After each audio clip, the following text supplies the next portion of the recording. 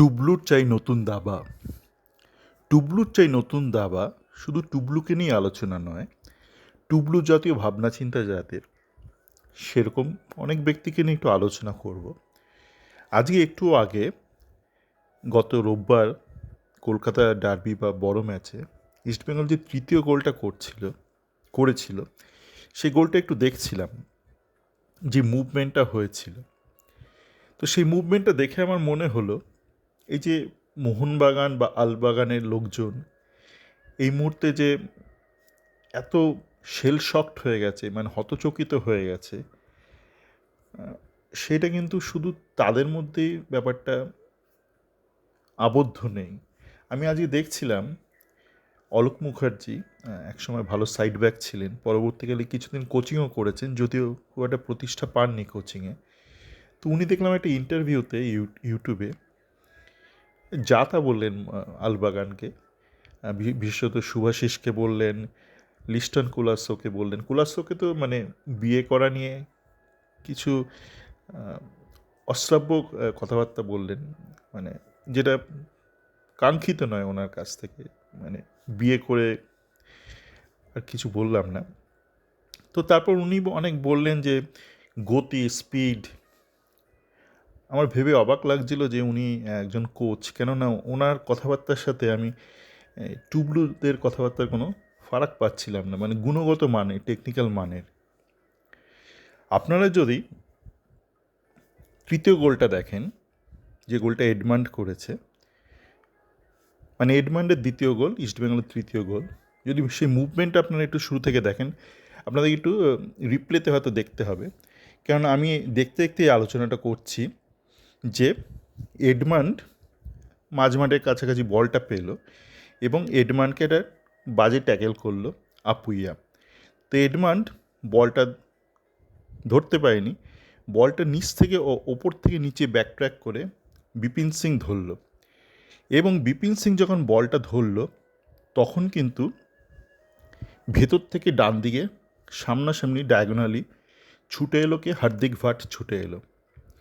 বিপিন তৎক্ষণাৎ বলটা ছেড়ে দিল হার্দিক ভাটকে, এবং হার্দিক ভাট ডান দিকে যখন সাইড লাইনের দিকে গেল তখন কিন্তু ড্যানি রেমিরেজ দু হাত সামনে বার করে পাসটা চাইল হার্দিক ভাটকে, এবং ড্যানি রেমিরেজ যখন বলটা পেয়েছে তখন ভেতর দিয়ে কিন্তু দৌড় শুরু করে দিয়েছে এডমান্ড, এবং ড্যানি রেমিরেজ মুহূর্তের মধ্যে এডমান্ডকে পাসটা দিল। এডমান্ডের ফার্স্ট টাচ নিয়ে কাটিয়ে দিল সবাইকে, ডান দিকে চলে গেল এডমান্ড, সামনে ফাঁকা গোল, গোলে বলটা পুশ করে দিল। তো এই যে একটা মুভমেন্ট আপনারা দেখলেন, এই যে একটা ছক দেখলেন, এই ছকটা হচ্ছে দাবার ছকের মতন। আপনি মানে টুবলু, আপনি দাবা খেলায় হেরে গেছেন, এখন বলছেন আমার নতুন গুটি চাই, নতুন দাবার গুটি চাই। আপনাকে আমি হাতির দাঁতের দাবার গুটি দিল, আপনি কি করবেন? আপনি যদি দাবা খেলাটাই না বোঝেন বা খেলতে না পারেন বা সেরকম চাল না দিতে পারেন, মানে আপনাকে প্লাস্টিকের গুটি দিলেও যা, আপনাকে হাতির দাঁতের গুটি দিল তাই। মনে পড়ছে গত বছর আমার পরিচিত একজন ভারতের ডাক্তার, উনি বলেছিলেন যে ওনার ছেলে ফুটবল শিখছে, অল্প বয়সের ছেলে, তো তার জন্য একটা বিদেশি জার্সি নিয়ে যেতে। তাই বললাম কেন লাগবে বিদেশি জার্সি? বলছে না, ফুটবল খেলছে। তারপর বুঝলাম যে মানে স্কুলে গিয়ে, বড় লোকদের স্কুলে গিয়ে বন্ধুদের দেখাবে, এই দেখো বিদেশ থেকে, সুইজারল্যান্ড থেকে জার্সি নিয়ে এসছে, মানে খেলায় মন নেই, মানে বিদেশি ফুটবল চাই, বিদেশি জার্সি চাই। সেরকমই আপনি দাবা খেলাটা জানেন না, কারণ বাবার কাছে, জেঠুর কাছে, দাদুর কাছে দাবি দেওয়া করছেন, আমাকে আরও দামি গুটি এনে দাও, দামি বোর্ড কিনে দাও, আইভরি বোর্ড দাও।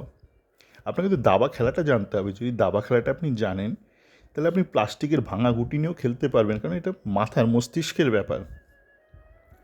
তো এই যে অলোক মুখার্জি, তিনিও কিন্তু খুব একটা গুণগত মানের দিক দিয়ে খুব একটা তফাৎ নেই এইসব মোহনবাগানের যেসব সমর্থকরা রয়েছে, বা আলবাগান, বা ইনফ্যাক্ট আপনার টুবলুদের।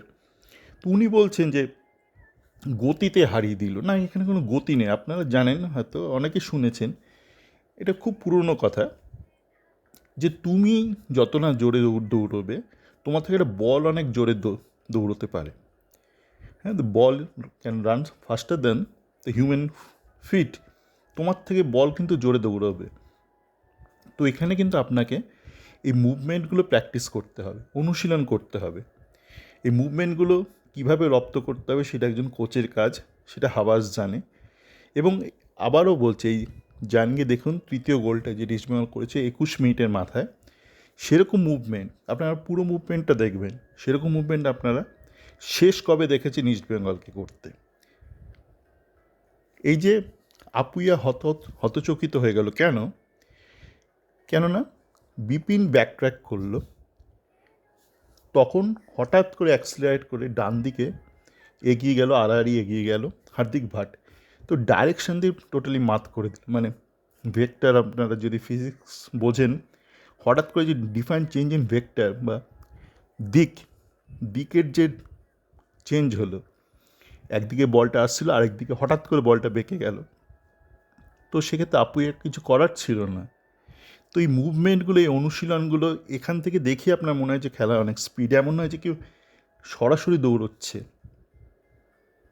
এই যে আমরা বলি খেলায় স্পিড আছে, স্পিডের তো বিভিন্ন ভাগ রয়েছে, ফুটবলের বিভিন্ন আগেও আলোচনা করেছি, কিন্তু অ্যাটলিস্ট মুভমেন্টের ক্ষেত্রে এইটা এমন নয় যে একটা মানুষ কত জোরে দৌড়চ্ছে, এটা হচ্ছে আপনার মুভমেন্টটা কত জোরে হচ্ছে। এই যে ক্রিস ইকোনমিডিস একটা গোল করিয়েছিল, মনে আছে না? গোলটা হয়নি, ডেভিডের যেটা মিস করেছিল একটা, সেখানে ক্রিস কিন্তু দুলকি চালে হাঁটতে হাঁটতে চলে গিয়েছিল, সবার আগে পৌঁছে গেছিলো, সেটা আমি আলোচনা করেছি। তো এই মুভমেন্টের বিষয়গুলো, এগুলো যতক্ষণ আপনি বুঝবেন ততক্ষণ আপনার মনে হবে একে চাই, সানানকে চাই, ওকে চাই, তাকে চাই।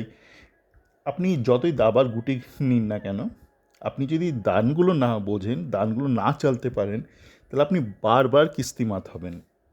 আর আপনি বারবার বাবাকে বলুন, বাবা নতুন গুটি কিনে দেবে, বাবা নতুন গুটি কিনে দেবে।